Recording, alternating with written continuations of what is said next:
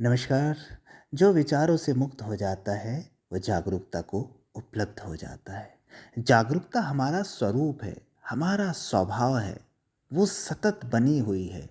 लेकिन विचारों के आवागमन में, विचारों की उधेड़ बुन में, विचारों पर क्रिया प्रतिक्रिया के कारण वो ढक गई है, वो बढ़ गई है, उसकी धारा प्रभावित हो गई है।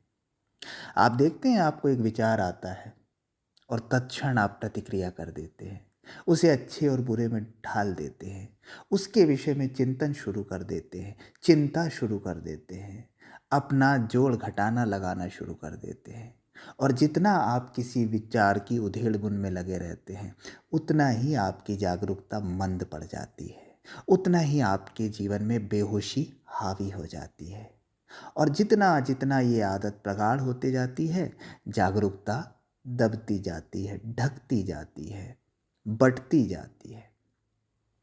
अगर आप ये समझ लें कि जो विचार सामने से आया है और जो उस विचार को कंट्रोल करना चाह रहा है, नियंत्रित करना चाह रहा है, दिशा देना चाह रहा है, वो दोनों ही विचार प्रक्रिया के अंग हैं, तो तत्क्षण मन शांत हो जाएगा और जागरूकता प्रभावी हो जाएगी। लेकिन हम अपने आप को एक केंद्र मान लेते हैं और ये कहते हैं, ये मानते हैं कि हम जो सामने आया विचार है उसे कंट्रोल करेंगे, उसे भगा देंगे, उसे रोक देंगे, मन को शांत कर लेंगे, उससे संघर्ष करेंगे, उसे बदलेंगे, नया विचार लाएंगे। लेकिन ये सब चीज़ें विचार के जोन में ही चल रही होती है, विचार प्रक्रिया के अंदर ही चल रही होती है। विचार और विचारक दोनों एक ही प्रक्रिया के भाग हैं। हमें लगता है कि भीतर कोई ऐसा केंद्र है जो विचारों को नियंत्रित कर लेगा, जो हमारे जीवन को नियंत्रित कर लेगा। लेकिन वास्तव में ये जो केंद्र है ना, ये भी विचारों का समूह है। और जब विचार और विचारक का संघर्ष चलता है, जब एक केंद्र बन के विचारों को नियंत्रित करने का प्रयास करने लगता है, तब जागरूकता मंद पड़ जाती है, धीमी पड़ जाती है। तब हमारा जीवन यंत्रवत चल जाता है, चलने लगता है। आप देखते हैं, आपको एक विचार आता है, आप उसमें बह जाते हैं, उसके अकॉर्डिंग क्रिया प्रतिक्रिया कर देते हैं। दिन भर आप यही कर रहे हैं। आपने अपनी धारणाएं बना ली हैं हर विचार के प्रति, हर व्यक्ति के प्रति, हर संबंध के प्रति, और आप उसी ढर्रे पर चल रहे हैं। जो प्रोग्राम आपके मन में विचारों के माध्यम से, विचारों के दोहराव के माध्यम से फीड हो गया है। तो वास्तविक स्वरूप जो आपका जागरूकता है, जो आपका साक्षी भाव है, जो आपका सत्य स्वरूप है, वो तो ढक गया है। अब आप विचारों की दुनिया में जी रहे हैं, एक सीमित क्षेत्र में जी रहे हैं। विचार आता है, अच्छा रहा तो आपके अहंकार को पुष्टि मिलती है, आपको सुख महसूस होने लगता है। बुरा विचार आया, आप दुखी हो जाते हैं। आपकी कोई स्वतंत्र सत्ता नहीं है। सामने से जो विचार आ जाता है, वो आपके जीवन को, वो आपके दिन को ऑपरेट कर लेता है, वो आपके उस घंटे को, उस मिनट को खींच कर ले जा लेता है, और आप असहाय की भांति बस उलझे हुए रहते हैं। इसलिए मानसिक पीड़ाएं बढ़ रही हैं, इसलिए अवसाद की समस्याएं बढ़ रही हैं, इसलिए मनोरोग बढ़ रहे हैं, तनाव बढ़ रहा है, ओवर थिंकिंग की समस्या बन रही है। क्योंकि हमें अपने स्वरूप का पता ही नहीं है। हम तो आप विचार बने बैठे हैं। एक विचार सामने से आता है और हमारा जो विचार है, हमारा जो अहंकार है, वो उस विचार पर क्रिया प्रतिक्रिया में लग जाता है। और व्यक्ति का 99% जीवन विचार के क्षेत्र में जीकर, विचार के क्षेत्र में लड़कर, विचारों में उलझकर समाप्त हो जाता है। उसे अपने स्वरूप का पता ही नहीं चलता, जो वास्तव में वो है। मन और शरीर से तादात्म्य, आइडेंटिफिकेशन, ये सबसे बड़ी समस्या है कि हम जागरूक नहीं हो पा रहे हैं। ये जागरूकता को हमसे दूर किए हुए, अपने स्वरूप से हमें दूर किए हुए हैं। वास्तव में हम वो जागरूकता है जिसमें ये विचार, ये क्रियाएं, ये प्रतिक्रियाएं, ये भावनाएं उठ रही हैं और बैठ रही हैं। हम वो जागरूकता है। लेकिन हमें तो उस जागरूकता का कुछ पता ही नहीं है। हमने तो स्वयं को एक विचार मान लिया है। कि मेरे साथ उसने ये किया, अब मैं ये करूँगा या करूँगी। तो ये मैं कौन है? ये आत्मा है? ये आप है? नहीं, ये भी विचार है। सामने से एक विचार आया, सामने से दुख या सुख का एक विचार आया, और उसे बदलने या उसे सस्टेन करने का जो प्रयास कर रहा है, जो प्रतिक्रिया कर रहा है, वो खुद भी एक विचार है। जिसे हम सोचते हैं कि ये एक विचारक है, ये एक केंद्र है जो विचारों के बारे में धारणा बना रहा है। नहीं, गौर से देखिए, ये भी एक विचार है। आप, जो आपका वास्तविक स्वरूप है अर्थात आत्मा है, वो क्या कभी कोई विचार कर सकती है?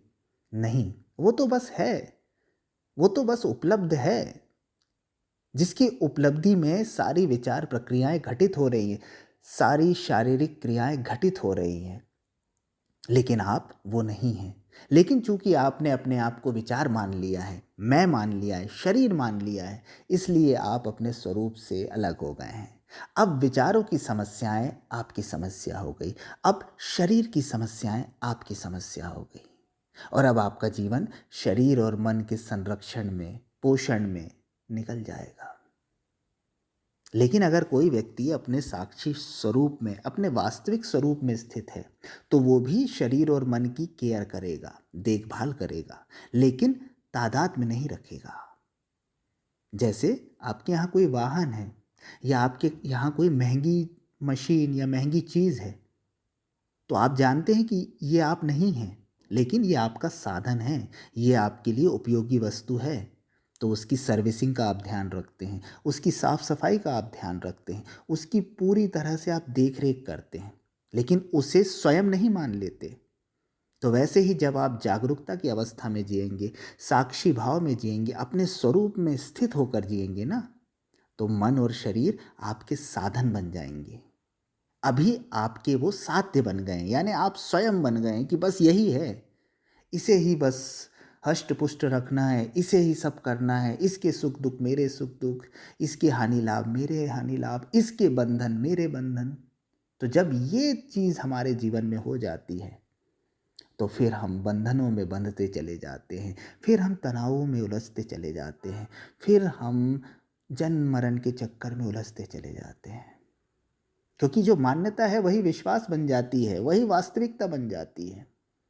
तो आपने अगर अपने आप को मन मान लिया तो आप मन हो गए, आपने अपने आप को शरीर मान लिया तो आप शरीर हो गए, और अगर आप जागरूकता में स्थित हो गए, अगर आप साक्षी भाव में स्थित हो गए, तो आप पूर्ण हो गए, फिर आप पार हो गए। आध्यात्मिकता का मतलब ये नहीं है कि आप शरीर और मन को सुखाएंगे, व्रत करेंगे, या वस्त्रों का त्याग कर देंगे, अपनी जिम्मेदारियों का त्याग कर देंगे। नहीं, आध्यात्मिकता ये नहीं कहती। आध्यात्मिकता कहती है कि भाई आप करेंगे सब, संसार में रहेंगे, लेकिन आपका बोध, आपका जो केंद्र रहेगा वो जागरूकता रहेगी, मन नहीं रहेगा। तो अगर आप अपने स्वरूप में स्थित होकर कर्म करेंगे तो आप मुक्त हैं, आप आनंदित हैं, फिर कोई तनाव नहीं है, फिर कोई अशांति नहीं है, फिर कोई पीड़ा नहीं है, क्योंकि आप जान जाएंगे ये पीड़ा शरीर या मन की है, इसके लिए जो ज़रूरी है वो कर देंगे, लेकिन आप हमेशा आनंद में रहेंगे, जो कि जागरूकता का स्वभाव है, जो कि आपका स्वभाव है, जो कि आपका पक्का स्वरूप है, सच्चिदानंद आपका स्वरूप है। आप ही वो तत्व है, आप ही वो परमात्मा है, आप ही वो सत्य है जिसे आप खोज रहे हैं, लेकिन वो ढक गया है विचारों में, संस्कारों में, आपकी भावनाओं में, आपके शरीर में। तो शरीर को, मन को साधन बनाइए, इसका जहाँ ज़रूरी है वहाँ उपयोग कीजिए, पर तादाद में मत बनाइए, आइडेंटिफिकेशन मत कीजिए कि मैं मन हूँ, मैं शरीर हूँ। ये तादात्म्य दुख का कारण है, तनाव का कारण है, अशांति का कारण है। आप स्वयं को जानिए, स्वयं में स्थित हो जाइए, और फिर देखिए कि कितना सहज जीवन हो जाता है।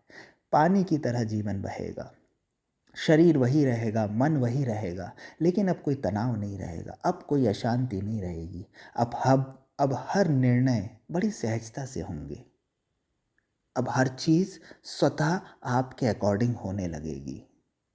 आप परम विश्राम में रहेंगे, आप ध्यान में रहेंगे, आप अध्यात्म में रहेंगे, और बिल्कुल आप संसार में भी रहेंगे, लेकिन संसार आपके भीतर नहीं रहेगा। तो बस ये छोटी सी समझ आप में आ जाए कि भाई विचार जो हैं वो मैं नहीं हूँ, शरीर जो है वो मैं नहीं हूँ, मैं वो हूँ जिसके कारण शरीर और मन गति कर रहे हैं।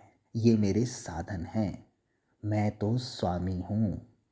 अगर आपको अपने स्वामित्व का बोध हो जाए, अपने स्वरूप का बोध हो जाए,